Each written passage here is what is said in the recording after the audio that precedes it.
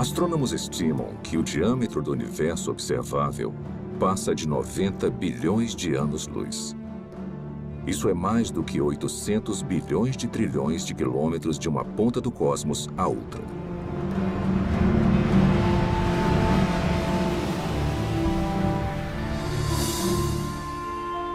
O universo contém pelo menos 170 bilhões de galáxias, com tantas estrelas e planetas que superam em número a quantidade de grãos de areia em todas as praias do mundo.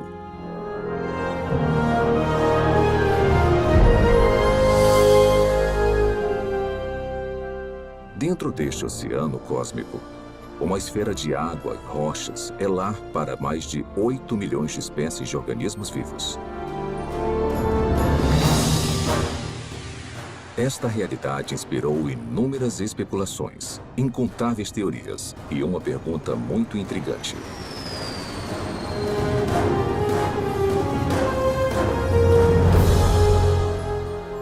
Quais são as chances de a vida ter surgido no terceiro planeta depois de um Sol orbitando em um braço espiral da galáxia Via Láctea?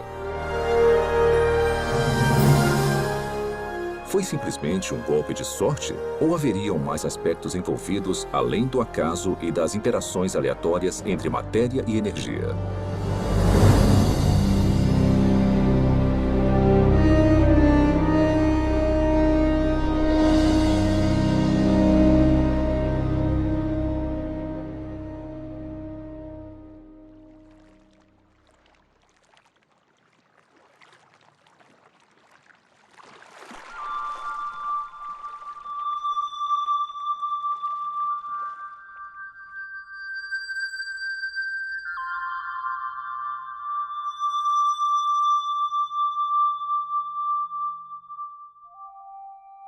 Sendo os habitantes humanos da Terra, é fácil subestimarmos a vida.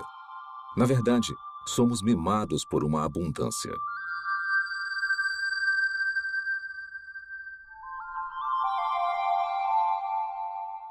O nosso clima e a nossa geografia suportam uma biosfera que pode ser única no universo. E basicamente não há lugares muito quentes, muito frios ou muito isolados para os organismos vivos prosperarem.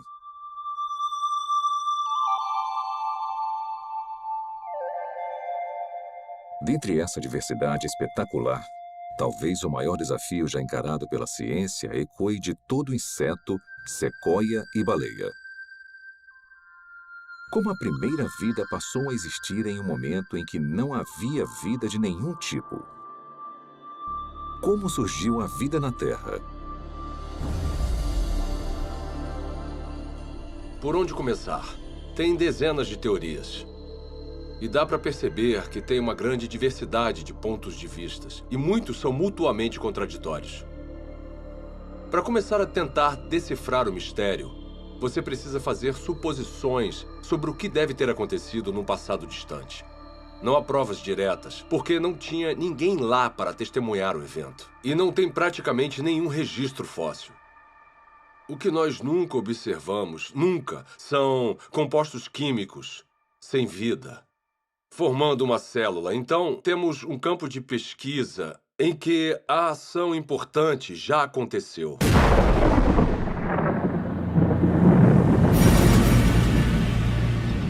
A história primordial da Terra é, de fato, uma narrativa incompleta. Mas apesar da ausência de provas físicas, a maioria dos cientistas acredita que a vida se originou quando a energia atingiu substâncias inorgânicas nos oceanos, crosta e atmosfera do planeta, para criar os componentes básicos para a primeira célula autorreplicante. Ao pensar na origem da vida, as regras, e não digo da própria ciência, mas da filosofia subjacente, as regras dizem que para resolver o problema, você pode usar matéria, energia, lei natural, irregularidades naturais e processos do acaso. Mas o seu kit de ferramentas acaba aí.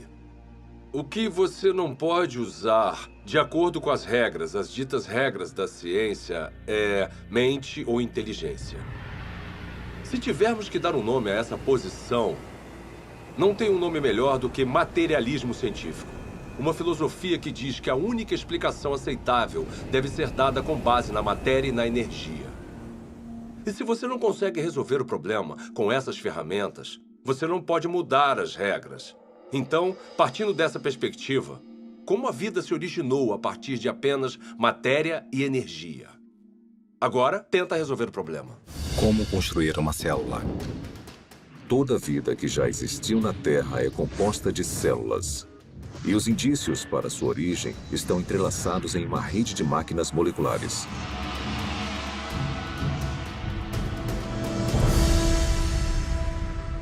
Dentro de uma célula eucarótica moderna, mecanismos biológicos complexos fazem o seu trabalho enquanto estão suspensos em líquido.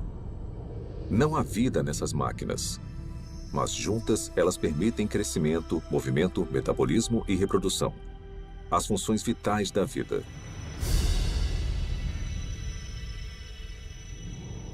Cada componente dessa fábrica celular é feito de grandes moléculas compostas. E as mais numerosas são as proteínas. Com funções modernas, as proteínas foram projetadas para desenrolar e copiar informação genética em uma cadeia de DNA. Desencadear reações químicas com formatos encaixáveis. Controlar a passagem de eletrólitos e nutrientes pela membrana celular. Tipo de proteína, cinesina. E carregar recipientes cheios de carga por andaimes, também feitos de proteína, que se montam sozinhos e vão até os lugares necessários da célula. Ampliado 500.000 vezes, um glóbulo vermelho contém 280 milhões de proteínas hemoglobinas, cada uma com a função de carregar oxigênio. Isolando uma delas, descobrimos que cada proteína é feita de centenas de moléculas menores chamadas aminoácidos. São encontrados 20 tipos diferentes de aminoácidos em organismos vivos. A estrutura química distinta de cada molécula permite a formação de mais de 100.000 tipos diferentes de proteínas. A construção começa quando aminoácidos selecionados são organizados em uma cadeia. É um processo que costuma ser comparado à organização de letras do alfabeto em palavras e frases com significado. Se esses componentes tiverem a sequência correta, a cadeia se dobra em uma proteína pronta para cumprir a sua função dentro da célula.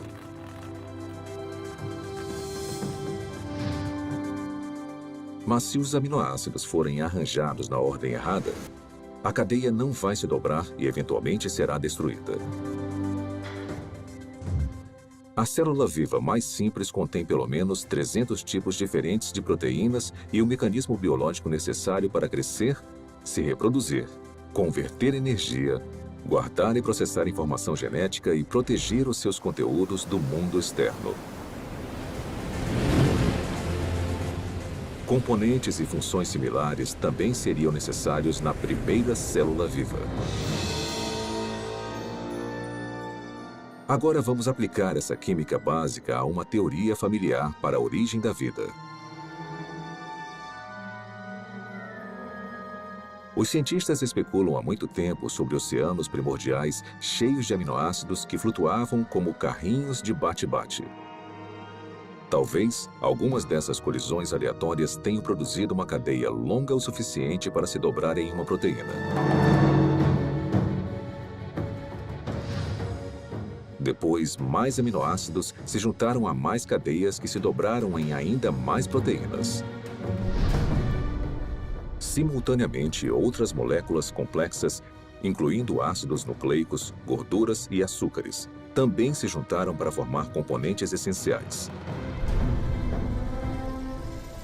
Então, sem previdência ou direção, a combinação certa de moléculas se juntou de alguma forma nessa sopa química para formar uma membrana que envolvia todas as máquinas específicas necessárias para uma célula autorreplicante. E pronto! Vida a partir de uma matéria não viva. Tudo parece tão plausível. O problema é que, na Terra primitiva, a complexidade interna necessária para sobreviver seria enorme. Porque a vida, como a conhecemos, é caracterizada por máquinas celulares e muitas delas. E se você tirar esse hardware essencial, a célula deixa de existir. Porque chega um momento em que ela não consegue se simplificar mais e ainda existir. Uma simplificação maior seria a morte. Costumamos ouvir críticas como: você não pode projetar a biologia celular moderna no passado. Porque o que quer que tenha sido a primeira célula, ela era mais simples do que o que vemos hoje. Tudo bem, eu posso entender isso como uma premissa. Descreva então a primeira célula. Membrana celular. Para ser a célula viva, você precisa de uma barreira, uma membrana que a proteja do resto do ambiente. Essa membrana precisa permitir seletivamente a passagem de nutrientes específicos e matérias-primas necessários para combustível e energia. Você também vai guardar grandes quantidades de informação genética em cadeias de espiral de DNA. Essas instruções detalhadas para a vida são copiadas com uma precisão notável. Então, em fábricas chamadas ribossomos, essa informação é convertida em cadeias de aminoácidos e proteínas.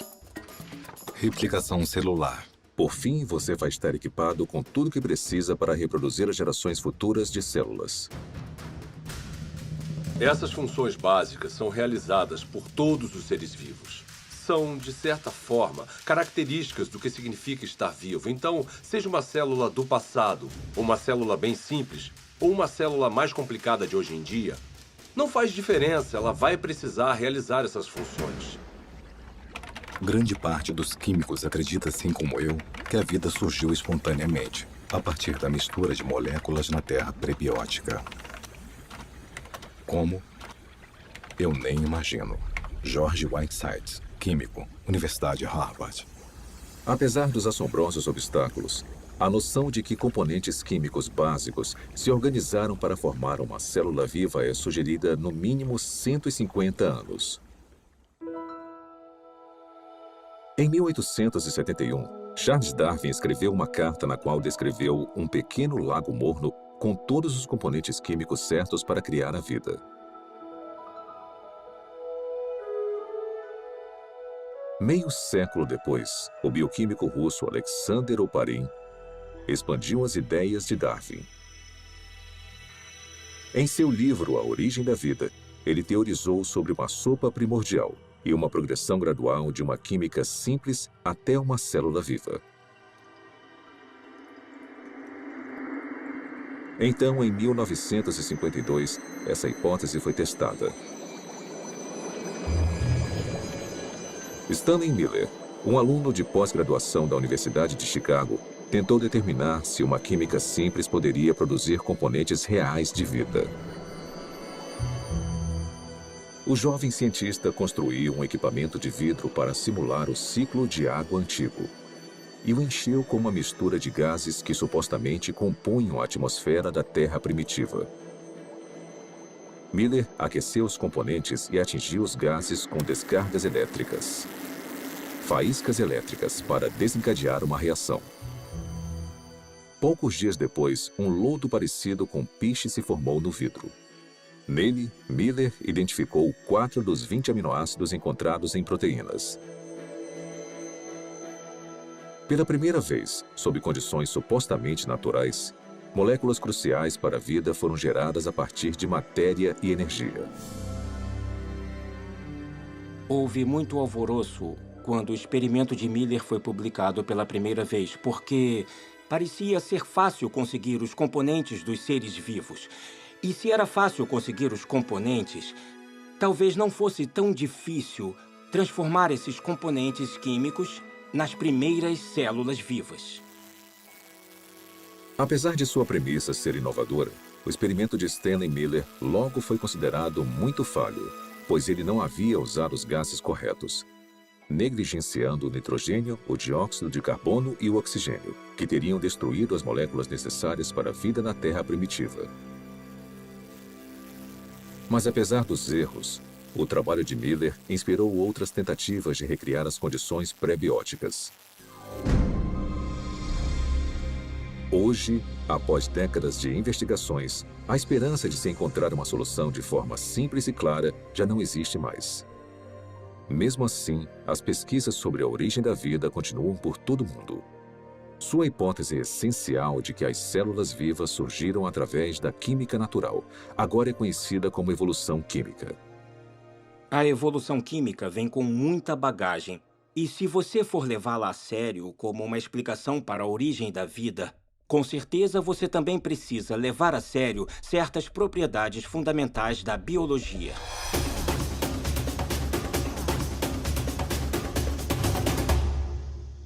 As moléculas envolvidas na vida não têm inteligência, não têm previdência. Elas não têm como saber o que precisam fazer depois para então conseguirem se transformar em química orgânica. Se eu colocar aminoácidos em um tubo de ensaio no meu laboratório, mesmo se eu esquentar e misturar muito bem, e fizer isso por 100 anos, 1000 anos, 10.000 anos ou 1 milhão de anos, nada aconteceria. Aminoácidos, nucleotídeos, lipídios. Sozinhos, eles não representam a vida. São inertes. Não se reproduzem, não guardam informações. De certa forma, são ingênuos. Eles não acordaram um dia e falaram: "Ei, vamos nos juntar e construir uma célula que consiga se replicar." Isso não aconteceu. A química por si só é indiferente ao fato de algo estar vivo ou morto. A seleção natural não funciona para criar a primeira célula porque a seleção natural não consegue operar em nada a não ser que tenha alguma forma de herdar e monitorar mudanças e de escolher o melhor sobrevivente para avançar. Para ter alguma seleção, são necessárias células. Então, se você quer explicar a origem das células, você não pode usar a seleção. Porque a seleção exige a existência da mesma coisa que você está tentando explicar. A seleção natural tem que funcionar sobre uma célula que tenha um sistema genético e que seja capaz de se reproduzir. Sem isso, a seleção natural é completamente irrelevante. A auto-organização é a ideia de que os componentes químicos podem se organizar sozinhos de forma a se transformarem em objetos ricos em informações e com um propósito. As moléculas e os átomos podem se auto-organizar em um certo sentido. O sal seria um exemplo. No sal, tem íons de sódio e de cloreto. E eles interagem uns com os outros porque têm cargas positivas e negativas. Então, essa afinidade natural leva à formação de cloreto de sódio, cloreto de sódio, cloreto de sódio, que pode se compactar de uma forma estereotipada para criar um cristal. Os cristais de sal são a mesma coisa, repetida várias e várias vezes. Se um cristal de sal fosse um livro, seria um livro com uma palavra só. Geometrias com repetições regulares como essa não carregam um tipo certo de informação. Informação que você precisaria para criar uma proteína. A sequência que vemos em uma proteína é altamente irregular. Não tem como prever qual vai ser o próximo aminoácido com base nos que já apareceram. Então, a auto-organização que nós observamos no mundo natural é o tipo de processo errado para a construção das estruturas ricas em informações dos seres vivos. Quando você elimina a seleção natural e a auto-organização e percebe que as moléculas não têm a habilidade de pensar ou se programar de forma alguma, o acaso volta à questão. E os cientistas odeiam o acaso como explicação para a origem da vida. Acaso? Por que o acaso é uma opção tão insatisfatória?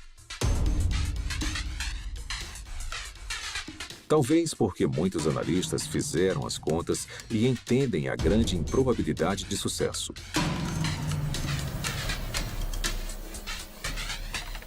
O acaso é definido como o elemento desconhecido e imprevisível em qualquer evento que não tenha um motivo atribuível ou orientação de uma lei natural ou de um agente inteligente.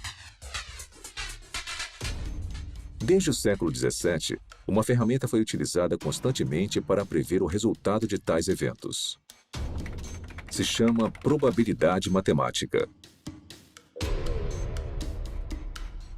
De forma bem simplificada, é assim que a teoria funciona.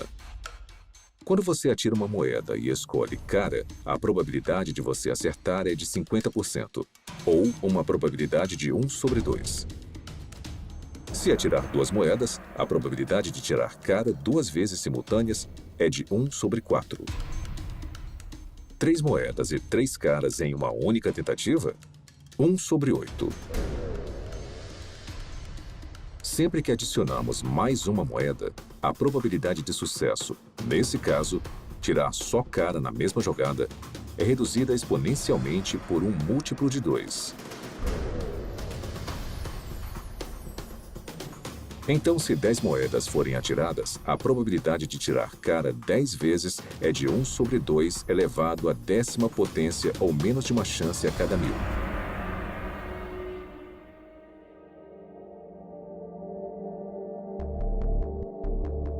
Quando aplicado à origem da vida e à formação aleatória de grandes biomoléculas, a teoria da probabilidade esclarece as limitações do acaso como um agente criativo na Terra primordial.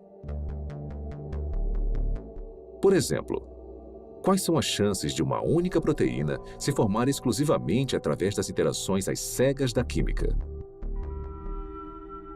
O nosso alvo é uma molécula menor do que a média, composta de 150 aminoácidos alinhados para garantir uma cadeia dobrada. Os pesquisadores calcularam que, na Terra antiga, a probabilidade de sucesso era de 1 sobre 10 elevado à 164ª potência. Ou seja, uma cadeia de proteína corretamente sequenciada a cada 100 milhões de trilhões de trilhões de trilhões de trilhões de trilhões de trilhões de trilhões de trilhões de trilhões de trilhões de trilhões de trilhões de trilhões de tentativas fracassadas. Mas apesar dessa grande improbabilidade, alguns teóricos argumentam que, com tempo suficiente, qualquer coisa é possível. Está bem? Vamos tentar a validade dessa opinião. Vamos começar estabelecendo um ambiente ideal para a evolução química. Um mundo imaginário que dará ao acaso toda a oportunidade de sucesso. Primeiro, vamos lotar os oceanos de aminoácidos. Ou seja, todos os átomos na Terra, incluindo todo o suprimento de carbono, nitrogênio, oxigênio, hidrogênio e enxofre, estão disponíveis para formar 10 elevado à 41ª potência de conjuntos completos dos 20 tipos de aminoácidos usados na criação de proteínas. Depois vamos alterar as leis da natureza para proteger esses componentes dos raios de luz ultravioleta destruidores e da contaminação química na sopa primordial. Agora vamos deixar a química agir para ver o que acontece.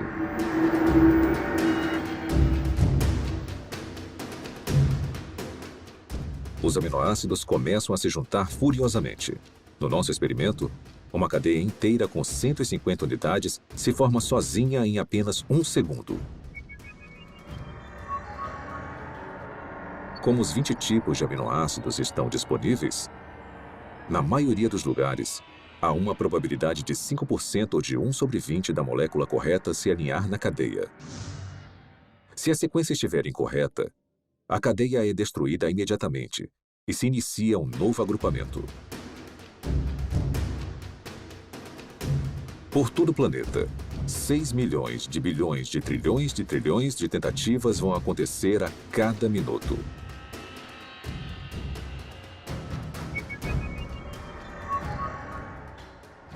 Ou seja, em 4,6 bilhões de anos, a idade mais antiga estimada da Terra, o número de cadeias que não se dobram vai passar de 10 elevado à 58ª potência.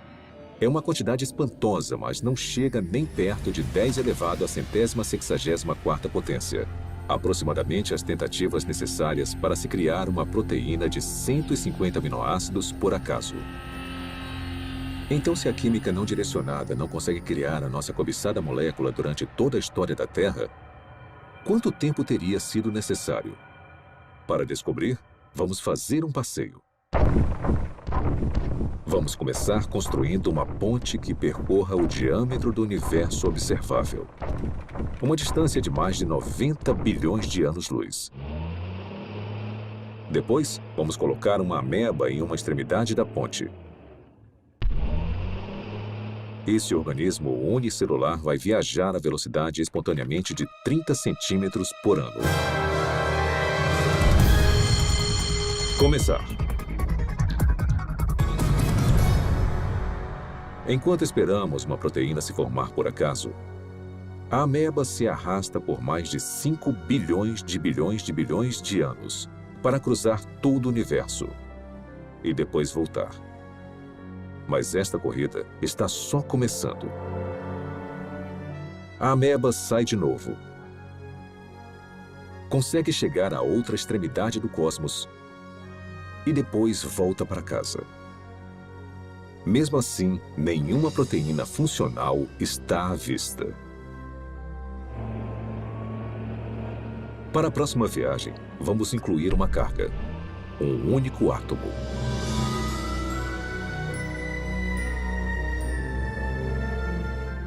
Após percorrer lentamente mais de 800 bilhões de trilhões de quilômetros, a ameba deixa a carga e volta para pegar mais.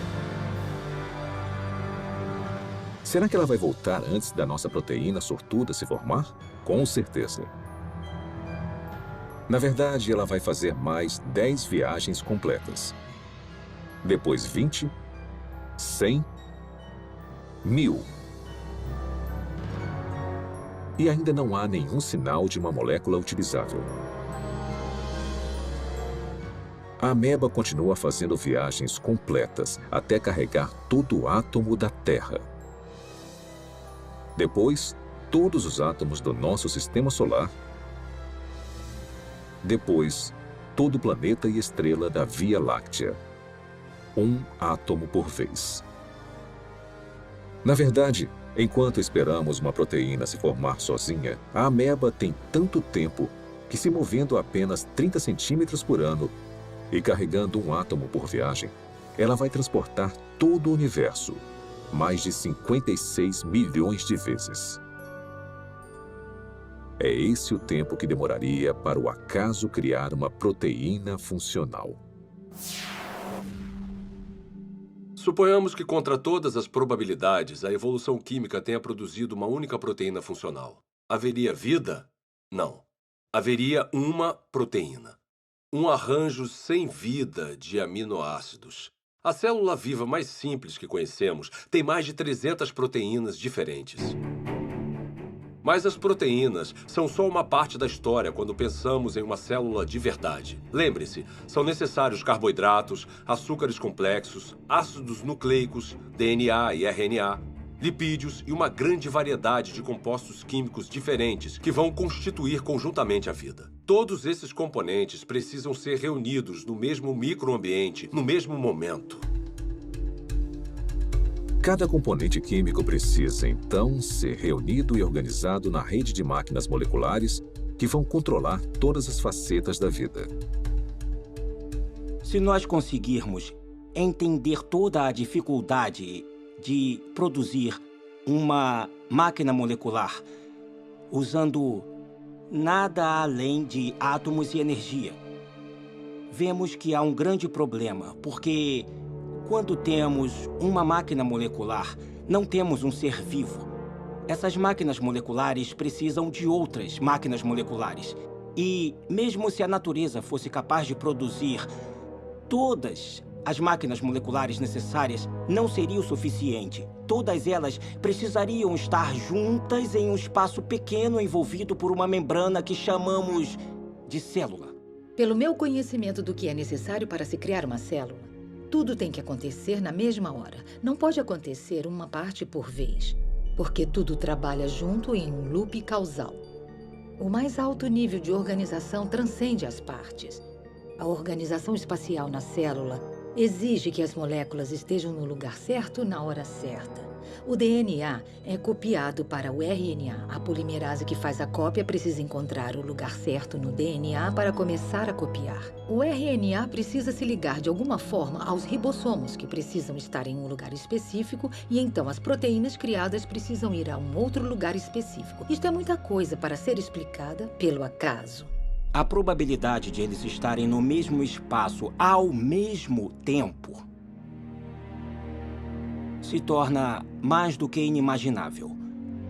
E a probabilidade deles estarem cercados por uma membrana, assim como uma célula, é basicamente impossível. Tirando o acaso da questão, a busca por uma explicação materialista viável seguiu em várias direções. As teorias incluem superfícies de argila com rachaduras, para onde as moléculas orgânicas poderiam ser atraídas e alinhadas em cadeias de ácidos nucleicos e aminoácidos. Fontes hidrotermais no fundo do mar, que expeliam componentes químicos de caldeirões subaquáticos aquecidos a centenas de graus. E oceanos primordiais cheios de RNA. Uma molécula versátil, capaz de armazenar e replicar informação genética, teoricamente sem a ajuda do DNA ou de proteínas. Propostas como essas causaram um interesse considerável. Mesmo assim, todas encaram o mesmo obstáculo que derrubou o acaso: a transformação de componentes sem vida nas biomoléculas complexas da vida. Esse problema fica evidente na hipótese do mundo de RNA. O mundo de RNA é a ideia de que é possível juntar nucleotídeos suficientes para criar uma cadeia longo o suficiente para se autocopiar e, depois de se copiar, fazer a mesma coisa novamente. Os pesquisadores da origem da vida supõem que a primeira vida era composta de nada além de RNA e podia, de alguma forma, criar um mundo mais complexo, onde há proteína e DNA. Ninguém sabe como isso aconteceria. Desde a apresentação do mundo de RNA, a aceitação da teoria aumentou, apesar das várias limitações, inclusive a durabilidade da molécula. Se você apenas olhar para uma molécula de RNA, ela parece se desintegrar. Trabalhar com RNA é extremamente difícil, porque ele é muito delicado. Ele foi criado para ser um depósito temporário de informação. E, em consequência da sua delicadeza, é muito improvável que ele seja útil como algum tipo de ponto de partida para a existência da vida. Então, o RNA não pode preceder a primeira célula porque precisa estar dentro de um ambiente celular para ficar estável, para ser copiado e para ser útil. Hoje em dia, moléculas de RNA são criadas em condições de laboratório. Para muitos bioquímicos, essas cadeias sintéticas de ácidos nucleicos são pelo menos uma confirmação parcial de que a evolução química criou a vida na Terra primordial. Para criar RNA no laboratório, você precisa limpar as superfícies, limpar as pipetas, usar luvas especiais e deixá-lo coberto. E depois torcer para não haver contaminação, porque se houver, o RNA já era. Depois, você precisa resolver o problema do sequenciamento. Então, você precisa de cientistas trabalhando duro para sequenciar o RNA, tentar combinações diferentes e encontrar uma que possa se copiar. Depois, você precisa ter uma cadeia complicada de RNA, que consiga funcionar como a herança e como a enzima no sistema. E as maiores mentes do mundo estão trabalhando nisso, mas ainda não conseguiram resolver o problema. Refletindo sobre a origem da vida e as implicações do RNA sintético, o químico Robert Shapiro observou: a falha nesse tipo de pesquisa não é a química. A falha é a lógica de que o controle experimental de um laboratório moderno estaria disponível na Terra primordial. Na verdade, as chances contra o RNA se formar sozinho são astronômicas.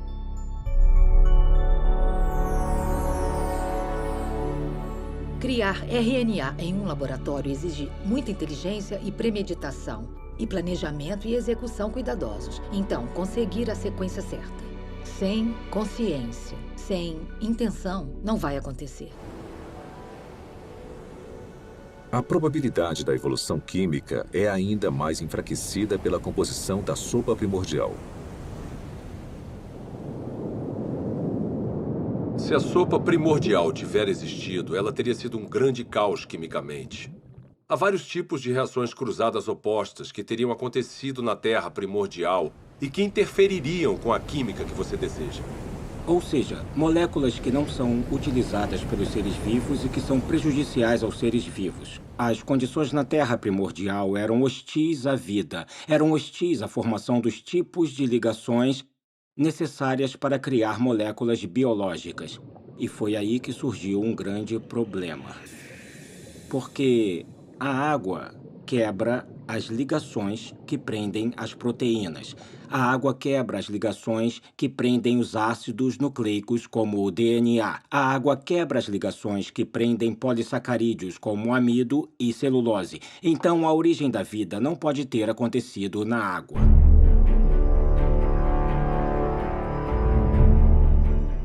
Encarando desafios intransponíveis na Terra, alguns cientistas expandiram as fronteiras de suas buscas. Em 1976, o biólogo vencedor do Prêmio Nobel Francis Crick propôs uma alternativa radical para a origem da vida. Crick sugeriu que o nosso planeta foi semeado com organismos microscópicos, que foram transportados de outra parte do universo, por uma civilização alienígena. Essa teoria é chamada de panspermia. 5 anos depois, o físico Fred Hoyle ofereceu uma versão modificada de panspermia, quando teorizou que as cadeias de DNA haviam sido criadas por uma inteligência de uma galáxia distante e se espalharam como sementes de dente de leão em um dia de ventania.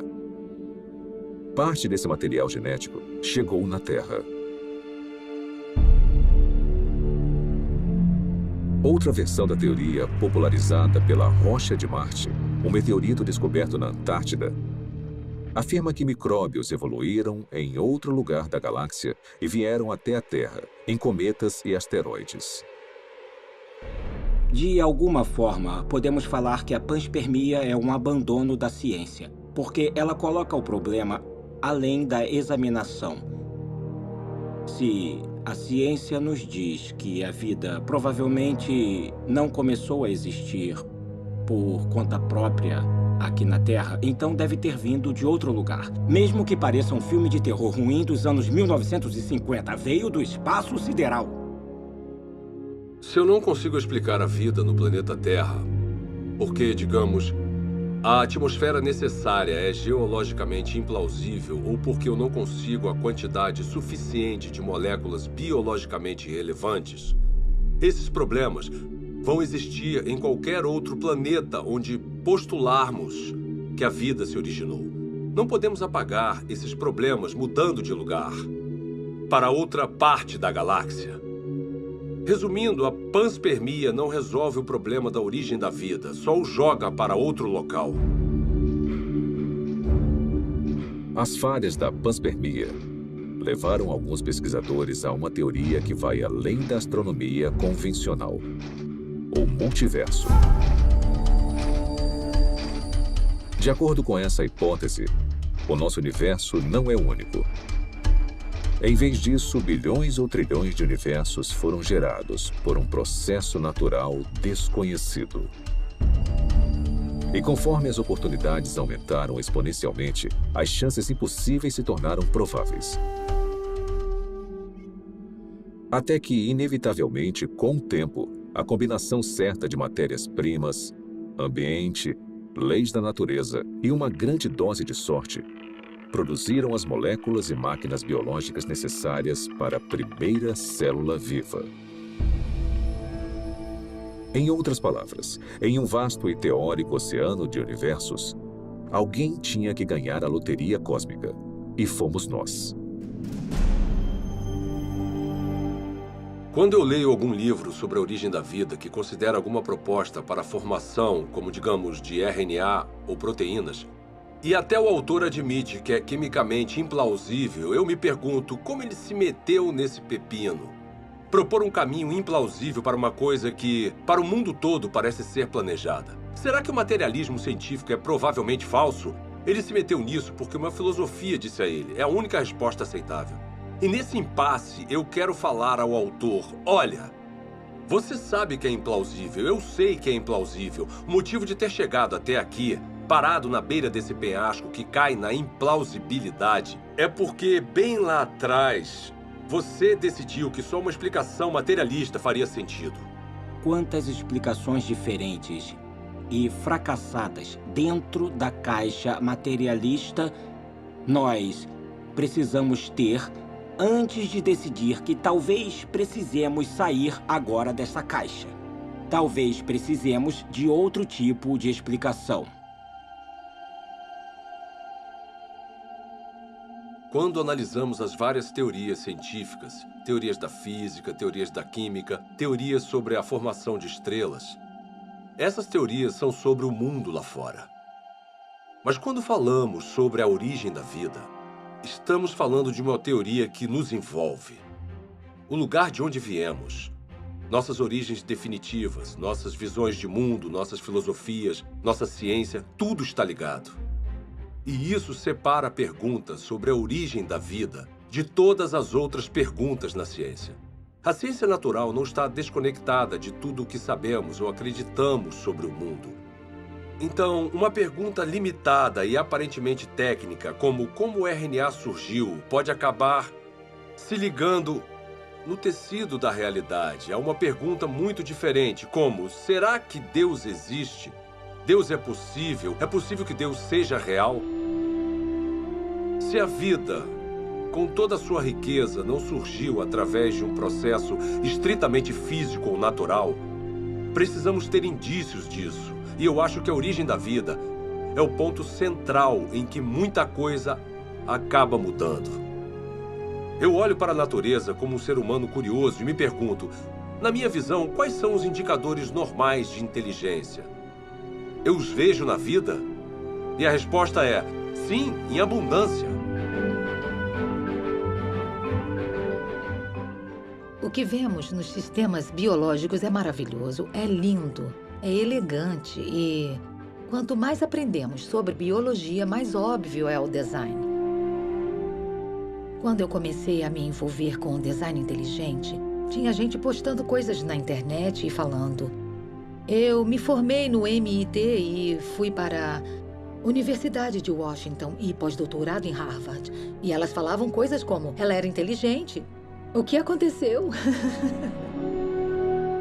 Na verdade, o materialismo coloca vendas nos olhos da ciência e nós deixamos passar o que é mais significativo no mundo. Então, esse é um ótimo momento para ser uma cientista, porque nós temos a oportunidade de ver as coisas com novos olhos. A inteligência é extremamente útil como uma forma de explicar a origem da vida que realmente faça sentido com o que observamos na natureza. A natureza parece ter sido criada. A vida pode ter sido criada. O design, a inteligência explicam as coisas como toda a informação que vemos dentro de uma célula. Não tem nada de mágico nos seres vivos. Eu sou um cientista, eu não acredito em mágica. Eu acredito em mecanismos e causas que são suficientes para atingir o fenômeno que eu observo. A inteligência é suficiente. A inteligência é necessária. Portanto, a inteligência é a conclusão na qual eu chego.